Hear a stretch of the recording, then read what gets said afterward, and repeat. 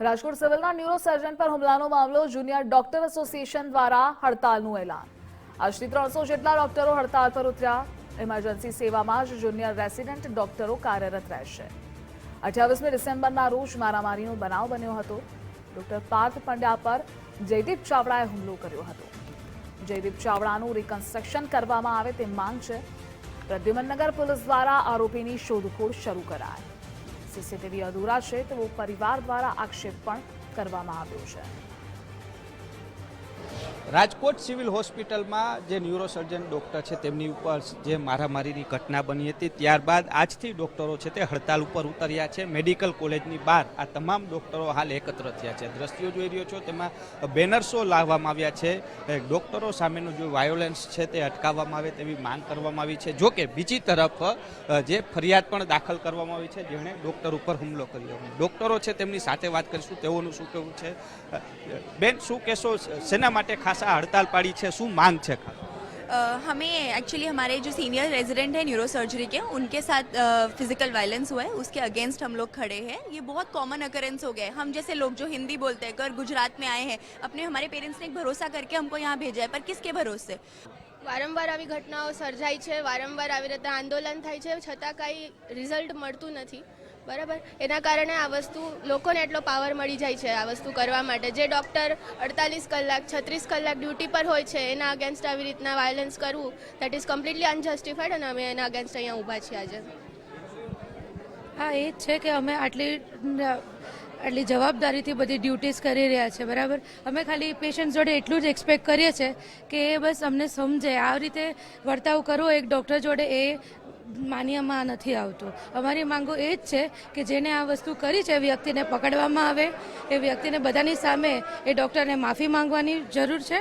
Sir, this is the mindset of the people here in our society. They always blame on doctors only.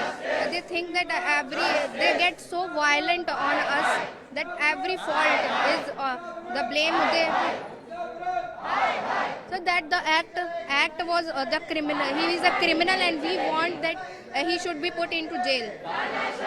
વાત કરીએ ડોક્ટરો દ્વારા જે વિરોધ કરવામાં આવી રહ્યો છે, આ દ્રશ્યો જોઈ રહ્યા છો તમે જે રીતના ડોક્ટરો છે તે અલગ અલગ બેનરો છે તે લઈને ઊભા છે, સાથે જે રીતના તેઓની માંગ પણ છે। સર, શું કહેશો ખાસ જે રીતના આજથી હડતાલ, કેટલા ડોક્ટરો હડતાલ ઉપર ઉતર્યા છે ને ક્યાં સુધી રહેવાની? તમામ ડિપાર્ટમેન્ટના બધા ડોક્ટર હડતાલ ઉપર ઉતરેલા છે। ખાલી ઇમરજન્સી સર્વિસીસ ચાલુ છે, બાકી ઓપીડી, રેગ્યુલર વોર્ડ બધું કામ અત્યારે બંધ છે। ખાલી ઇમરજન્સી સર્વિસીસ ચાલુ છે। માંગ શું છે ખાસ? માંગ એ જ છે કે જે આરોપી છે એને સજા મળે, બધા મીડિયા સામે માફી માગે, પ્લસ જે સિક્યુરિટી કંપની છે એને સસ્પેન્ડ કરે અને અમારા જે બી કંઈ થયું છે એમનું અમને પૂરતું વળતર મળે। શું કહેશો, વારંવાર આવી ઘટનાઓ બનતી હોય છે, દર્દીઓના સગા સાથે ડોક્ટરોને કાં બોલાચાલી થતી હોય છે, મારામારી પણ વારંવાર આ ઘટના બને છે, શું કહેવું? વારંવાર આ જે થઈ રહ્યું છે એના વિરોધમાં જ અમે હડતાલ કરીએ છીએ। એકાદ બે વાર કશું નથી, આવું ઘણી વાર સતત ને સતત ચાલતું આવે છે કે ભાઈ આજે આ થયું, કોઈ અપશબ્દ બોલે, કોઈ મારામારી કરે, એના માટે જ અમે આ વિરોધ કરી રહ્યા છીએ કે બને ત્યાં સુધી અમને સંપૂર્ણ ન્યાય મળે અને બને ત્યાં સુધી ભાઈ આવું ભવિષ્યમાં બી આવું ના થાય તેના માટેની મારી માંગણી છે।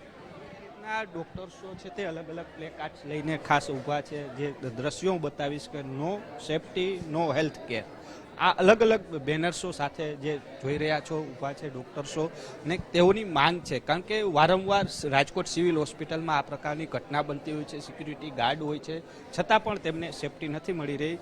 મેમ, क्या कहेंगे ये पोस्टर लेके आप खड़े हैं, क्या कहेंगे?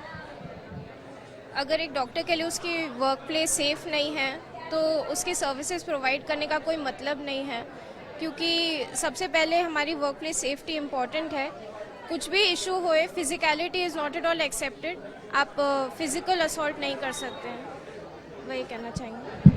ડોક્ટર ઉપર જે હુમલાની ઘટના બની છે તેને લઈને ડોક્ટરો આજથી હડતાલ ઉપર છે। લગભગ 300 જેટલા ડોક્ટરો આજે હડતાલ ઉપર ઉતર્યા છે। જ્યાં સુધી તેમની માંગ સ્વીકારવામાં નહીં આવે ત્યાં સુધી તેઓની હડતાલ છે તે યથાવત રહેવાની છે।